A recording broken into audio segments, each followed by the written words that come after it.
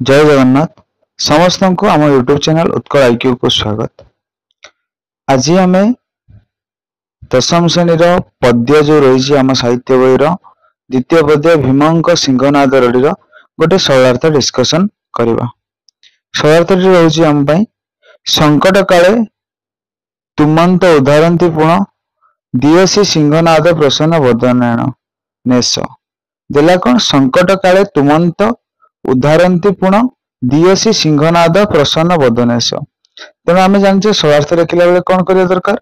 सरलार्थर प्रथम जो पद्य दिया प्रथम शब्द डट डट डट शेष शब्द आम बर्तमान लिखिदे। तेणु संकट डट डट डट बदनेश लिखा। नेक्स्ट आम जानते सरलार्थ प्रथम कवि बाबद लिखा प्लस कौ विषय आम रोचे 2 मार्क और भितर जो विषय वस्तु रही रोचे 2.5 मार्क। तापर शेष जो कौन आम हृदय स्पर्शी जहाँ भी किसी लिखा से 0.5 मार्क टोटाल आम 5 मार्क रोचे। तेणु 5 मार्क पाइबा आमको सब जिन कभर करने को हम। तेणु आम प्रथम लिखा संक्षिप्त पद्यांशटी ये पद्य खंडटी से पद्यांशटी कौटू आसी भीमंक सिंहनाद रड़ी शीर्षक कवितार गृहीत। तेणु भीमंक सिंहनाद रड़ी शीर्षक कवितार पदटी आसी अछि।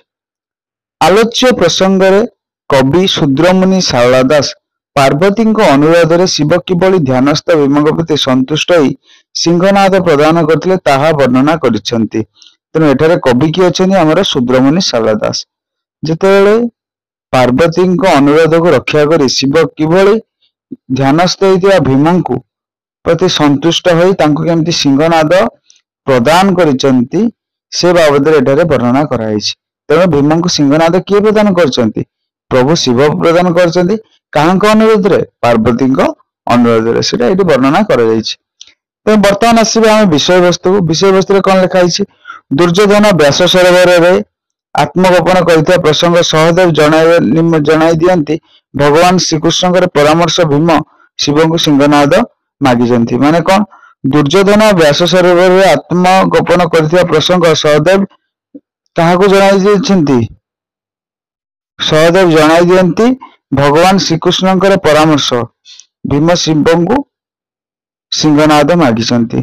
कौन है दुर्योधन व्यासर आत्मगोपन करता प्रसंग सहदेव जणाई दियंती और भगवान श्रीकृष्ण परामर्श क्रमे भीम शिव को सिंहनाद मागिसंती। ध्यानाविष्ट शिव ताहा जानिपारी पार्वती को कहते पार्वती भीम को सिंहनाद अर्पण करने को शिव को अनुरोध करी ध्यानाविष्ट शिव ताहा जानिपारी पार्वती को एकथा कहिसेंती।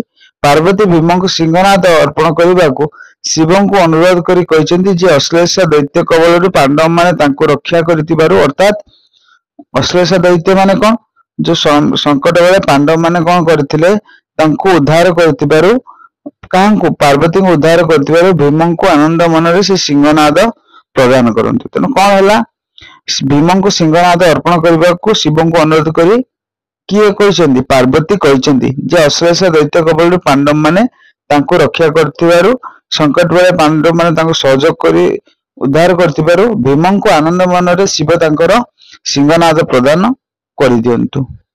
तेणु भीम को एटा थिला जो दिया कौन संकट काले तुमंती उद्धारती पुण दियसी सिंहनाद प्रसन्न बदनेश माने खुशी रे संकट काले तांको उद्धार करथिबा जोगु खुशी रे केमती सिंहनाद तांको प्रदान करिवे किए शिव केमिति आमर भीम को प्रदान करेंगे से बाबद एटारे उपस्थापना करा जायछि। तेणु शेष बर्तमान आम ये 0.5 मार्क लिखा कौन लिखा प्रसंगटी अत्यंत हृदयस्पर्शी अच्छी अधिक लिखा प्रसंगटी अत्यंत प्राणस्पर्शी अच्छी जहाँ तुम अनुसार ठीक लगे से अनुसार निजे लिख। प्रत्येक दिन आमर इवनिंग रे राति गोटे सरलार्थ अपलोड करुच्ची जो मैंने सरलार्थ देखा चाहते से मैंने आम चैनल को निहाती सब्सक्राइब कर दिंतु। जहाँ डाउट रोचे किसी मत कमेंट रे पचारि पारे और प्रत्येक दिन सरलार्थ देखु और मेट्रिक आम जो गोटे सीरीज स्टार्ट करुँ A1 सीरीज से आपण मैंने जॉइन करी A1 रखिए चांस A1 ट्राई करूँ। वीडियो देखिए समस्त बहुत बहुत धन्यवाद।